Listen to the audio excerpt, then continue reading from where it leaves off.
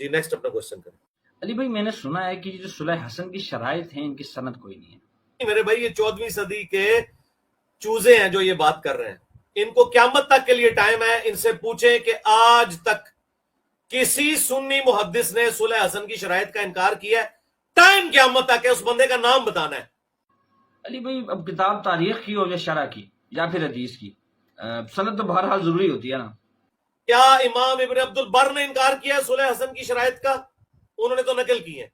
کیا امام ابن اثیر نے، ابن کثیر نے، یہ ان لوگوں نے، چونکہ صلح حسن ان کے گھاٹے میں فٹ ہوئی تھی تو یہ سندوں کے چکر میں پڑ گئے. علی بھائی امام ابن کثیر نے، امام ابن اسیر نے بے شک اس کو نقل کیا ہے، لیکن اس کو صحیح تو نہیں کہا. اور سند کہاں ہے اس کی؟ سند انہوں نے نہیں لکھی ہوئی اس کی. سندوں میں تو پڑھنے کی ضرورت ہی نہیں میرے بھائی. نہ کریں علی بھائی. عبداللہ ابن مبارک کا قول آپ کو یاد ہے جو صحیح مسلم کے مقدمے میں ہے کہ دین کی اساس کیا ہے؟ اسناد ہیں. ٹھیک ہے، اور اب آپ ایسے ہی بات کریں گے تو کیسے چلے گا؟ آپ کہتے ہیں ہم حوالے دیتے ہیں، تو پھر حوالے کا مطلب کتاب کا نام تو نہیں ہوتا، اسناد ہوتا ہے، اسناد کی صحت ہوتی ہے. پھر آپ کہتے ہیں پلانٹ ارتھ.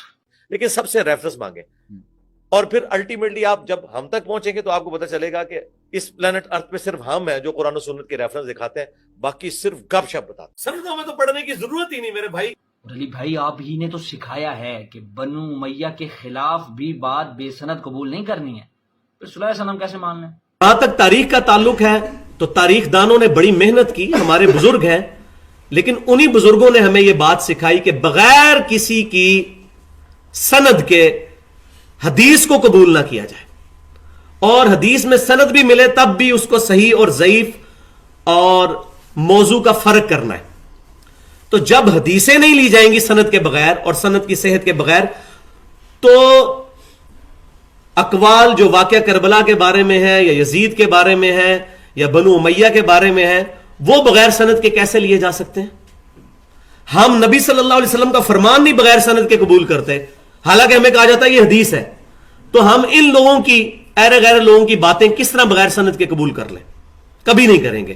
یہی ہمارے محدثین رحمہم اللہ نے ہمیں درس دیا ہے. کا مطلب ہی ہوتا ہے کہ شرائط پہ. علی بھائی ایک چیز ثابت ہی نہ ہو، پروو ہی نہ ہو، اس کی سند ہی نہ ہو، تو اس سے ایک ثابت شدہ بات کیسے منسوخ ہو سکتی ہے؟ ایسے تو نہ کریں. میں نے جی ٹی وی کے اوپر تب یہ صاف کیا، وہ پروگرام دیکھا ہے آپ نے؟ جی علی بھائی وہ پروگرام میں نے دیکھا تھا، لیکن اس پروگرام میں بھی سند آپ نے نہیں دی.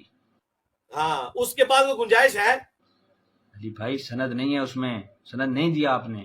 حسن کا انکار 14ویں صدی کے مولویوں سے پہلے ثابت ہی نہیں. علی بھائی جب سند ہی نہیں ہے تو ثابت نہیں ہے، اور جب ثابت نہیں ہے تو اس کی نہیں کہاں سے آئے گی؟ یہ تو اصول ہوتا ہے نا کہ جو دعوے دار ہوتا ہے وہ دلیل مہیا کرتا ہے. اب آپ ایسے کہہ رہے ہو جیسے دعوت اسلامی والے کہتے ہیں بتاؤ منع کہاں ہے. ویسے تو نہ کریں، مہربانی کریں. 14ویں صدی کے مولویوں نے یہ مسئلہ گھڑا نا کہ مٹھی کے بعد داڑھی کاٹنا حرام ہے.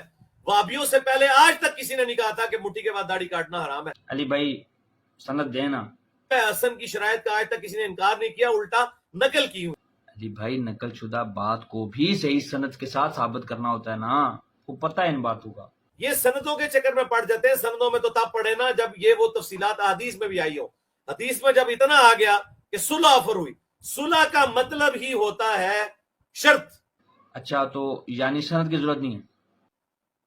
صلح خود اپنے اندر، جیسے میں آپ کو نکاح، ٹھیک ہے، اب میں پوچھوں اگر انہی لوگوں سے کہ حضرت معاویہ نے اپنی پوری زندگی میں جتنی شادیاں کی ہیں تو وہ حق مہر دیا تھا انہوں نے، ایک ایک سند سے ثابت کریں. علی بھائی گزارا کریں، کہاں کی بات کہاں لے جاتے ہیں؟ مطلب آپ یہی کہنا چاہ رہے ہیں نا کہ بات بس نقل ہونی چاہیے، سند کی ضرورت نہیں ہے. اور جب وہ قبول ہوتا ہے، یہ تو ہو ہی نہیں سکتا حق مہر نہ دیا ہو. نہیں، سند دکھاؤ کہ حق مہر دیا ہے، ورنہ وہ نکاح نہیں ہوگا. کتنا بڑا پھکا دیا میں نے.